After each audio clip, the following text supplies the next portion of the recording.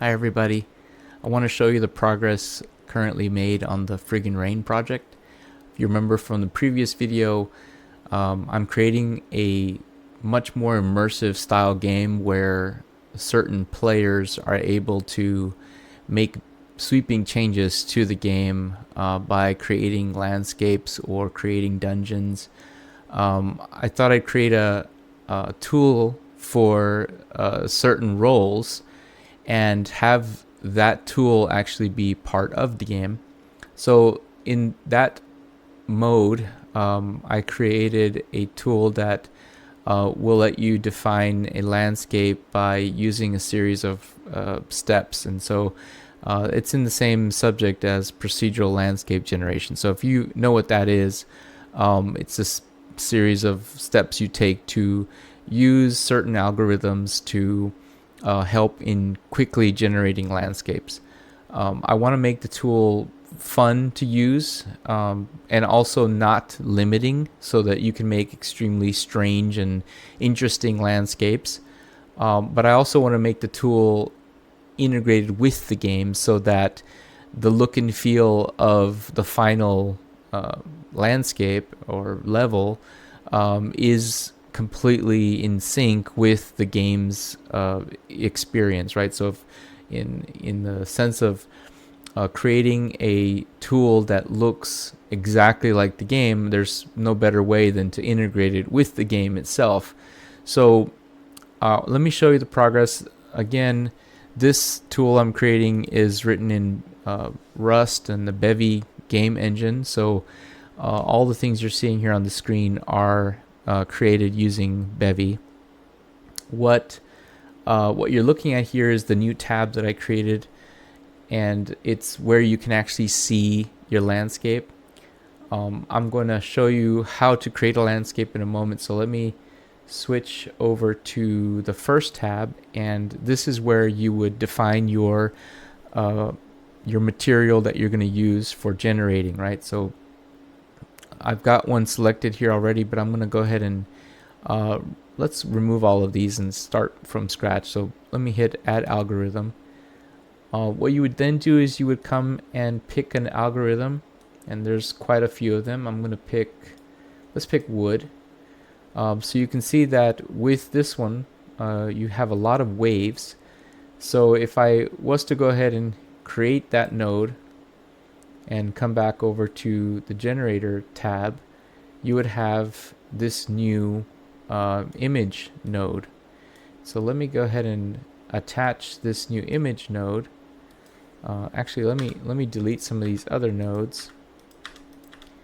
And I'm just going to use this single level node. And what I'm going to do is I'm going to designate the height as 25 feet, then set the terrain area to 40,000 feet. And I'm going to connect the image that we just created in the first tab over to the height in. Then I'm going to go ahead and select the next one and go to material in. So what this will do is it will set up the level generator. So coming over to the levels view, I can hit generate. Oh, and I'm currently monetizing it by attaching a URL to the video itself in that button, but hitting generate will actually create the landscape. So what you're seeing here is what the landscape looks like without many changes that we could have made to the landscape. And so let me zoom in a little more so you can see some of the details.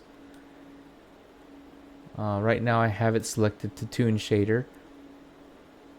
I'm going to create a few more shaders as I try to figure out what the best graphics are for the game. But for now, we get to see these different shaders here. There's a pen drawing shader. Looks similar to the Toon shader. Then we have a silhouette shader, which kind of outlines the map. Okay, and we have a wireframe look, which kind of gives us more of the wire look, and I'm going to improve all of these, but in their current state, this is what it looks like. Okay, so I'm going to come back to the pattern testing tool and let's add another algorithm. But this time we're going to make that algorithm, the new one, we're going to turn it into maybe a filter, or use the first one as a filter. Let's do that. Let's make the first one a filter, and let's choose maybe a different strength on it, and let's increase what that looks like. Let's see what options we have. Maybe I can overlay it, and let's change the strength all the way up. Let's see if that makes a difference here.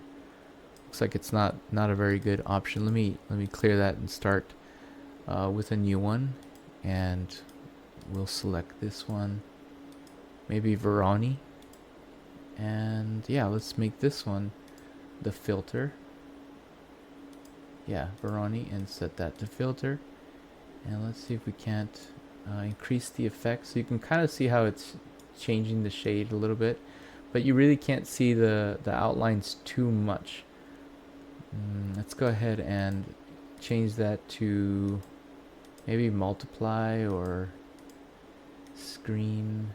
I think right now it's so large that we really can't see it. There we go. So let's actually make it about right there and increase that by changing the add to maybe subtract. Okay, that's interesting. So it's got a lot of different options. Essentially what you would do is you would come in here, the game master would apply their creativity, and they would get different effects from using these tools. So let's just go with something like this for now. So I'm going to create that node. I hit the create node button at the bottom, come over to generator, and let's plug this one in to the same one. So let's just go ahead and remove this connection. I'm doing that by clicking these connector points, and let's connect this one up like so. And coming over back to the level viewer, let me hit generate. It's gonna pop up that other screen. Let me close that, and you can see that it created, using that same system, it created this very noisy terrain. Now if I wanted to spread that out so that it wouldn't be so sharp, so pronounced, there's a few ways. One way is by decreasing the feet here, but another way is by increasing the overall size of the map. So let me just go ahead and add a lot more feet to that map and hit generate. Oh, close that again. And you can see that now it's smoothing it out a lot more. They're still fairly sharp, but it's smoothing it out a lot more. Anyway, so this tool is going to be used by the game master, and there's going to be another tool similar to this for the dungeon master.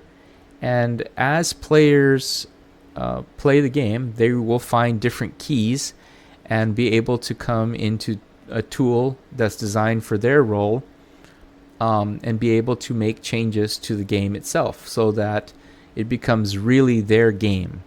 And I guess that's what I'm looking for. I'm looking for the kind of game where you can make it your own.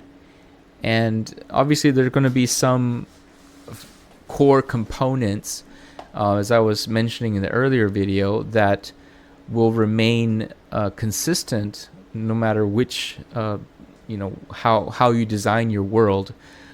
Those elements will remain consistent, and so you're really trying to figure out how to interact with those core systems while also making the game itself that you're playing more your own. And so it's going to be a really interesting mix of customization with actual story and creativity.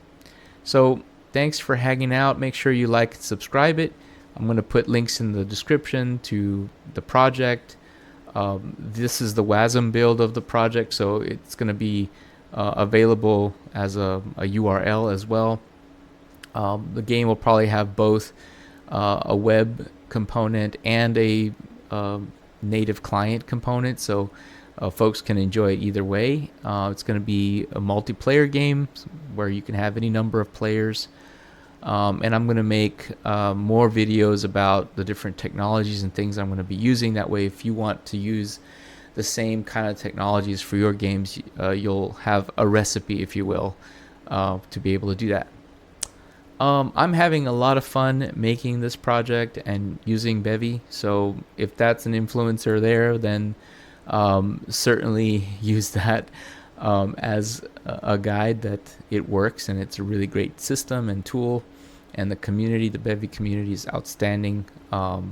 Most things that are Rust language based are outstanding, so unsurprisingly, Bevy is a great one. So anyway, I hope to see you in that community and that you're able to enjoy making things like I am. And thanks for hanging out with me, and have a great one. Shalom.